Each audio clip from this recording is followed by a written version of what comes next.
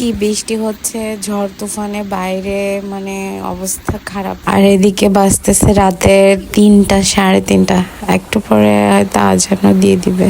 এই যে কি বৃষ্টি আর বাতাস, কিন্তু আমাদের ঘরের মহাশয় দুইটার ঘুম নাই। আমাদের সাথে ওরাও পাহারা দিচ্ছে। বৃষ্টিতে ওর মুখে পানি পড়তেছে, তাও বসে আছে এখানে। আর বাহিরে কি ঝড় তুফান, বাতাসে সবকিছু মনে হয় যে উড়াই নিয়ে যাবে। ভেঙে চুরে কি অবস্থা। সারা রাত বৃষ্টি পড়তেছে। আমরা মা মেয়ে দুইজনে বাহিরে, বৃষ্টিতে দরজা খোলার সাথে সাথে আমরা দুইজনে ভিজে শেষ। প্রচুর ঝড় তুফান।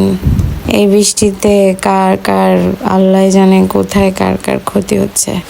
বৃষ্টি মানেই সবার জন্য আনন্দের না,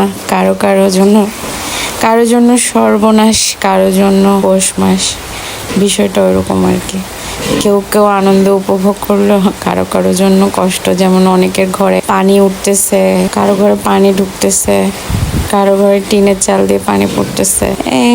আমরা যেমন 2-3 তলায় বসে শুধু বৃষ্টি দেখতে পারতেছি, কিন্তু যারা নিচে থাকে তাদের তো ঘরে পানি ঢুকতেছে। এই অবস্থায় তাদের না জানি কত কষ্ট হচ্ছে। টানা এভাবে বৃষ্টি পড়লে তো এমনিতেও ঘরে পানি ঢুকবে। অলরেডি তো নিচে দেখলাম পানি 1 হাঁটু অব্দি হয়েছে। আল্লাহ সবাইকে ভালো রাখুক, সুস্থ রাখুক।